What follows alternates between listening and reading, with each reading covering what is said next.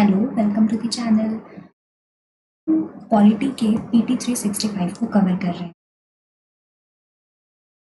और आपको सिर्फ इतना करना है कि स्क्रीन पर नज़र बनाए रखना है और जिन भी पॉइंट्स को मैं हाईलाइट करती हूँ या स्क्रीन पर कुछ लिखती हूँ उसे नोट करना है, पॉइंट को याद रखना है। तो शुरू करते हैं। हमारा सबसे पहला टॉपिक है इलेक्शंस और इलेक्शंस में जो सब टॉपिक हमारा है वो है साइमल्टेनियस इलेक्शन। तो न्यूज़ क्या है? न्यूज़ है कि अभी लास्ट ईयर लोकसभा में वन नेशन वन बिल का एक कॉन्स्टिट्यूशनल अमेंडमेंट बिल आया जो कि अभी जॉइंट पार्लियामेंट्री कमेटी देख रही है। ये क्या है? ये जो कॉन्स्टिट्यूशनल बिल आया है ये क्या है? इसमें क्या क्या फीचर्स हैं हम वो देखते हैं। इसमें सबसे पहले एक न्यू आर्टिकल 82A ये ऐड किया जाएगा जो कि बोले जिसमें कि प्रोविजंस होंगे कि साइमल्टेनियस इलेक्शन होंगे। इलेक्शन कमीशन जो है वो general elections for Lok Sabha and all state legislative assembly को साथ में कंडक्ट करेगा। और टर्म ऑफ लेजिस्लेटिव असेंबली क्या होंगे? टर्म ऑफ ऑल एसएलएज, ऑल यानी कि ऑल स्टेट के, will and with full term of Lok Sabha. तो लोकसभा के साथ ही उसका टर्म भी खत्म। इसके अलावा ये तो आर्टिकल ऐड होगा। इसके अलावा 83 है जिसमें अमेंडमेंट किया जाएगा। आर्टिकल 83 में अनएक्सपायर्ड टर्म की बात होती है, मिड टर्म की बात होती है, जनरल इलेक्शंस की बात। इसमें बोलता है इस आर्टिकल में क्या बोला गया है कि अगर लोकसभा अपने टाइम से पहले डिसॉल्व हो जाती है, 5 साल के पहले ही डिसॉल्व हो जाती है, तो जो टाइम पीरियड रहता है ना उस डिसोल्यूशन के और एक्सपायरी डेट के बीच का जो टाइम पीरियड है, that shall be an unexpired term and pursuant to dissolution a mid-term election shall take place and a new Lok Sabha shall be only for unexpired। तो जो election होगा वो खाली अनएक्सपायर्ड टर्म के लिए ही वो लोकसभा को इलेक्शन हम कराएंगे, ये बोलता है ये आर्टिकल। इसके अलावा आर्टिकल 172 में अमेंडमेंट किया जाएगा, आर्टिकल 327 में अमेंडमेंट किया जाएगा। तो 172 आर्टिकल क्या defines unexpired term and full term of एसे। आर्टिकल 327 ये पार्लियामेंट पावर को डिफाइन करता है with respect to elections of legislature. About simultaneous elections. Simultaneous elections क्या है? One nation, one election, popularly known as simultaneous election, means general election held for constituting the House of People and all legislative assemblies together। Bar bar election नहीं करना पड़ेगा, हमें सिर्फ एक बार करो और निपटाओ बात, खर्चा बचेगा हमारा। और बहुत सारी चीज़ें हैं, बहुत सारे फैक्टर्स हैं, इसका बहुत विरोध भी हो रहा है। खैर हम आगे बढ़ते हैं। Simultaneous election does not mean that voting across the country for all election needs to happen in single day। एक दिन में वोटिंग नहीं होगी, वोटिंग अलग अलग दिनों में होगी, अलग अलग में होगी। In India, simultaneous elections to Lok Sabha and Vidhan Sabha were held in 1951 से 52, 57, 62 and 67। This cycle was disrupted due to premature dissolution of state assemblies in 1968-69 and of Lok Sabha in 1970। क्योंकि वो premature dissolution हो जाती थी, वजह से वो cycle टूट गई। कौन सी बॉडीज हैं जो साइमल्टेनियस इलेक्शंस रेकमेंड करती हैं? 170th law report of law commission of India. ये क्या हो गया? एक second.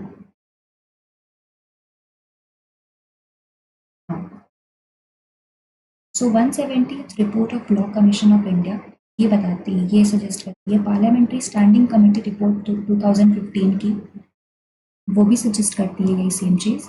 And national commission to review the working of constitution 2002, working paper of NITI Aayog ये भी सजेस्ट करता है, नीति आयोग भी सजेस्ट कर रहा है, नेशनल कमीशन भी सजेस्ट कर रहे हैं, पार्लियामेंट्री स्टैंडिंग कमेटी ने भी सजेस्ट किया और लॉ कमीशन ने भी सजेस्ट किया।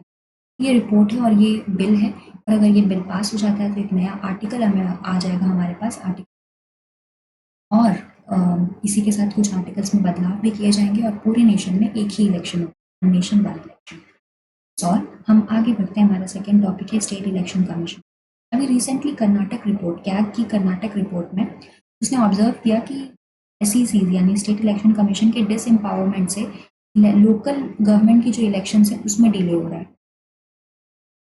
तो यहाँ पे एक टर्म हमें देखने को मिलता है एसईसीज। अब एसईसीज क्या है उसके बारे में हमें पढ़ना है। यानी न्यूज़ छोटा सा है, 1 लाइन का 2 लाइन का न्यूज़ है, लेकिन उससे रिलेटेड हमें स्टैटिक कवर करना है।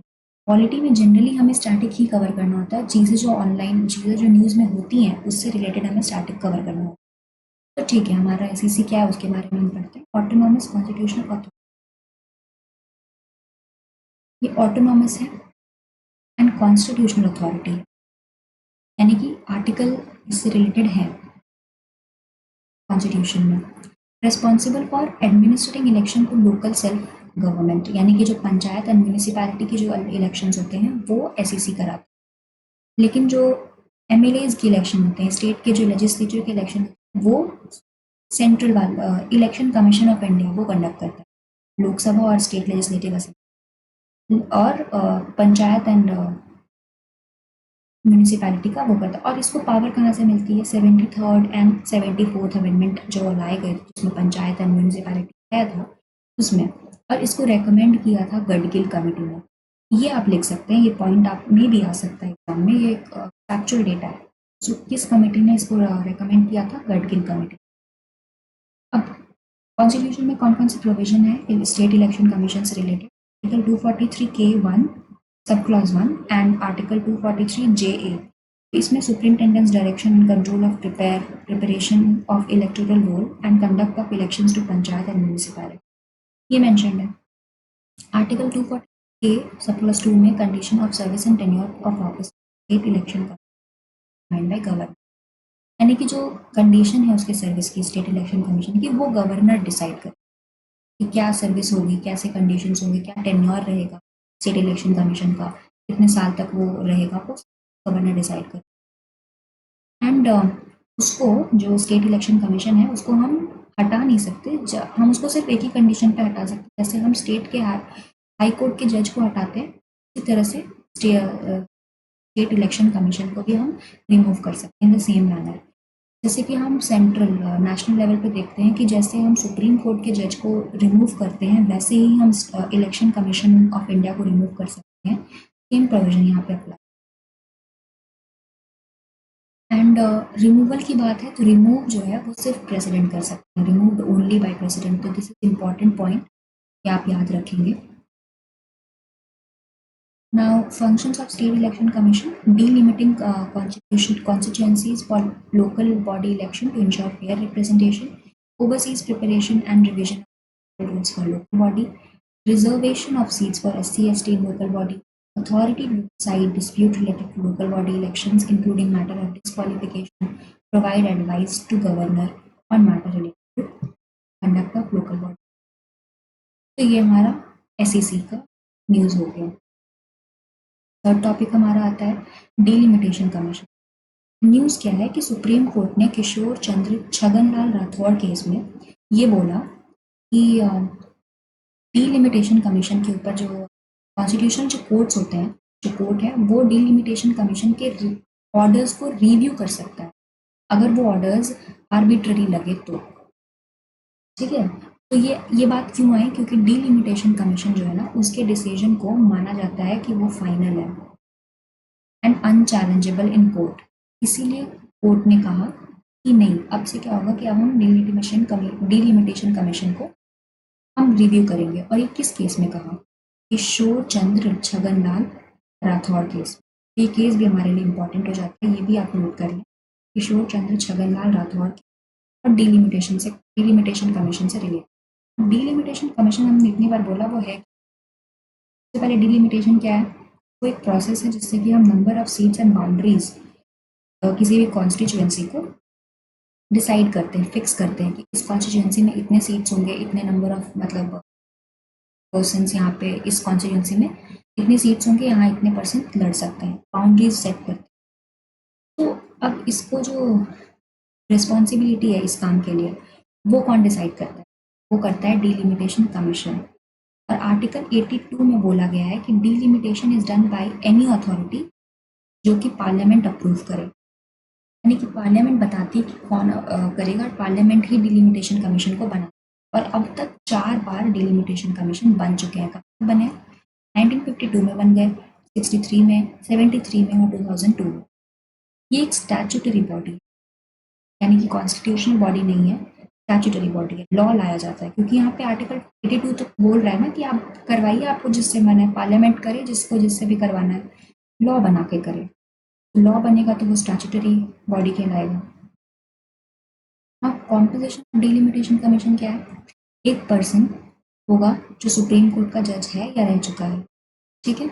एक पर्सन होगा जो चीफ इलेक्शन कमीशन होगा या चीफ इलेक्शन कमिश्नर उसको चूज करे, कोई भी इलेक्शन कमिश्नर को चूज करे तो वो। ये बार बार ऐसा हो जा रहा है। ओके, चीफ इलेक्शन कमिश्नर हो गए और एक स्टेट इलेक्शन कमिश्नर होगा जो कि उस स्टेट का, जिस स्टेट में बन रहा है डिलिमिटेशन कमीशन, उस स्टेट का स्टेट इलेक्शन कमिश्नर उसका मेंबर होगा। 3 मेंबर होंगे, एक सुप्रीम कोर्ट का जज जो चेयरपर्सन होगा, एक चीफ इलेक्शन कमिश्नर या इलेक्शन कमिश्नर, और तीसरा हो गया हमारा स्टेट इलेक्शन कमिश्नर। इसी के साथ हम अपने चौथे टॉपिक पे आते हैं जो कि है ईवीएम वीवीपैट। न्यूज़ क्या है? एक केस किया गया, association for democratic forms versus ECI and another, ठीक है। इसमें सुप्रीम कोर्ट मतलब ईसीआई के अगेंस्ट कोर्ट केस किया गया था। किसने किया था? एसोसिएशन फॉर डेमोक्रेटिक रिफॉर्म्स ने किया था। इसमें सुप्रीम कोर्ट ने डिसमिस कर दिया। क्या डिसमिस किया? उसमें मांग क्या की गई थी? मांग की गई थी 2024 के जो इलेक्शंस हुए थे लोकसभा, उसमें जो ईवीएम डेटा है उसको क्रॉस चेक किया जाए, क्रॉस वेरीफाई किया जाए वीवीपैट के रिकॉर्ड से। ये मांग थी और सुप्रीम कोर्ट ने इसको पूरी तरह से डिसमिस कर दिया कि नहीं भाई, हम ऐसा नहीं कर सकते। अब यहाँ पे आता है, यहाँ पे न्यूज़ खत्म। अब यहाँ पे आता है हमारा ईवीएम वीवीपैट। क्या है ईवीएम वीवीपैट? ईवीएम क्या है? ईवीएम जो है एक portable micro controller based instrument है। पोर्टेबल यानी उसको कहीं भी आप लेके जा सकते हैं। Design to modernise election process, मतलब मॉडर्नाइज कर देता है। पेपर पे लिखते थे और उसको रखते थे और फिर हम जाकर के पेपर करके देखते थे। That is tedious and also not environment friendly, इसलिए हम ईवीएम लेकर के आए, जो कि मशीन है, electric machine. Now it is manufactured supplied to ECI by Bharat electronic limited. कौन बनाता है ईवीएम? ये भी इंपॉर्टेंट है, ये क्वेश्चन आ सकता है। तो ये बनाता है भारत इलेक्ट्रॉनिक लिमिटेड और ये आता है मिनिस्ट्री ऑफ डिफेंस के अंदर, ठीक है, BEL. And electronic corporation of India limited. Electronic corporation का दो दो यूनिट हमें दिखाई देता है, BEL BEL and electronic corporation of India. ये आता है डिपार्टमेंट ऑफ एटॉमिक एनर्जी के अंदर। इसके बाद कुछ इंपॉर्टेंट फैक्ट्स कि गोवा जो था फर्स्ट स्टेट था वीवीपैट और यूज करने के लिए विथ ऑल ईवीएम्स। ये कब यूज किया था? 2017 में पहली बार ये हुआ है कि वीवीपैट को हर ईवीएम के साथ में यूज किया गया और ये गोवा था पहला नेशन, पहला state. And VVPAT were fully deployed in 2019 elections. VVPAT को सबसे मतलब पूरी तरह से जो यूज किया गया 2019 के लोकसभा में किया गया था।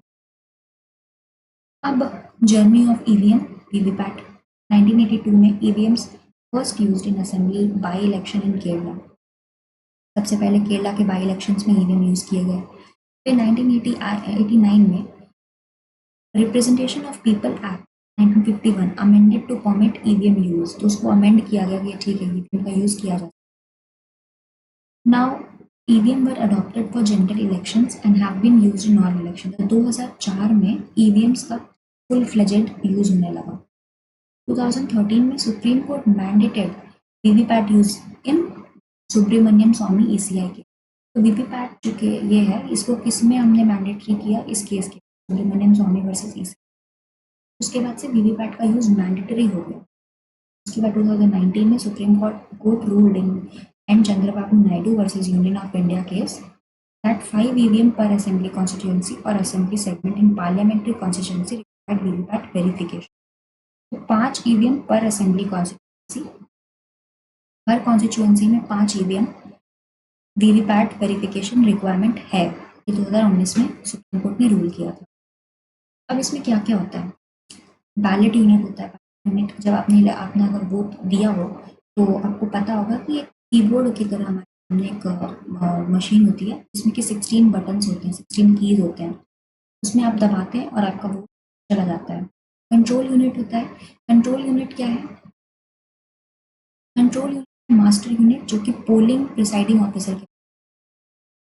और वीवीपैट, तीसरा वीवीपैट मशीन। हम आपसे कह रहे हैं कि वीवीपैट क्या है? वीवीपैट जब आप वोट देते हैं तो आप में कि आपकी साइड में जब आप वोट आपने दबा दिया बटन, साइड में एक मशीन होती है, एक स्क्रीन होता है जिसपे कि वही सेम पार्टी या सिंबल बन करके आता है जो आपने दबाया होता है, ताकि आप कंफर्म कर पाए कि आपने वोट दिया जिस पार्टी को, वही आपका वोट जा रहा है।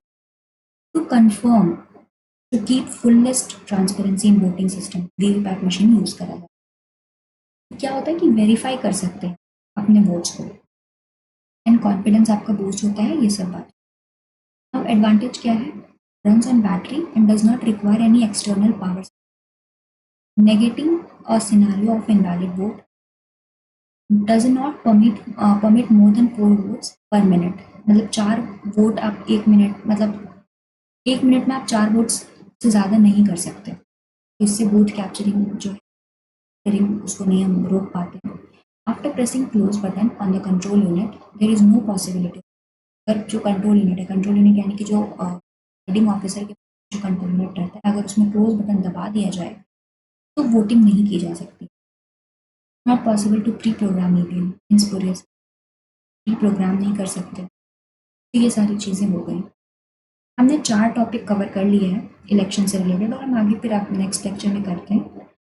तो इन्हें रिवाइज करिए एंड फिर हम मिलते हैं नेक्स्ट। Bye, keep learning.